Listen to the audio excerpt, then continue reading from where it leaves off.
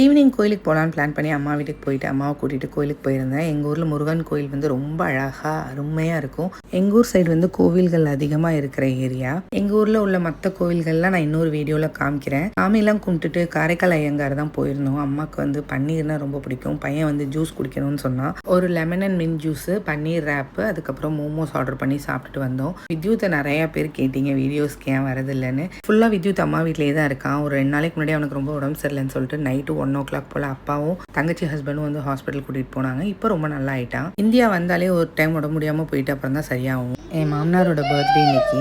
அரிசி உப்புமா ரெசிபி எப்படி பண்ணுறதுன்னு பார்க்கலாம். 3/4 டம்ளர் வந்து பச்சரிசியும் 1/4 டம்ளர் வந்து பருப்பும் எடுத்து நல்லா அலசிட்டு நான் உதுத்து காய வச்சுருக்கேன். ஒரு கேரட்டு, ஒரு கத்திரிக்காய், 10 சின்ன வெங்காயத்தை நைஸாக சாப் பண்ணி வச்சுருக்கேன். இப்போ ஒரு கடாயில் வந்து தேங்காய் எண்ணெய் ஆட் பண்ணி கடுகு, கடலைப்பருப்பு, ஒரு பச்சை மிளகா, 3 வரமிளகா, கொஞ்சோண்டு கருவேப்பிலை, வெட்டி வச்சிருந்த வெங்காயம், கத்திரிக்காய், கேரட் எல்லாத்தையும் வதக்கி உப்பு பெருங்காயம் போட்டு நல்லா வதக்கிக்கணும். அரிசியும் பருப்பையும் வந்து பல்ஸ் மோட்ல ஒரு ஓட்டி எடுத்துக்கணும். மெஷர்மெண்ட் கப்பால நான் 1 கப்பு வந்து அரிசி பருப்பு எடுத்தேன். அதுக்கு 4 கப்பு வந்து தண்ணி ஊற்றி தேவைப்பட்ட உப்பு ஆட் பண்ணிட்டு நல்லா தண்ணி கொதிச்சோடனே அரிசியும் பருப்பையும் போட்டு ஒரு 10 minutes கழிச்சு எடுத்தோம் அப்படின்னா உப்புமா ரெடி. ட்ரை பண்ணி பாருங்க, ரொம்ப சூப்பராக இருக்கும். தேங்க்ஸ் ஃபார் வாட்சிங்.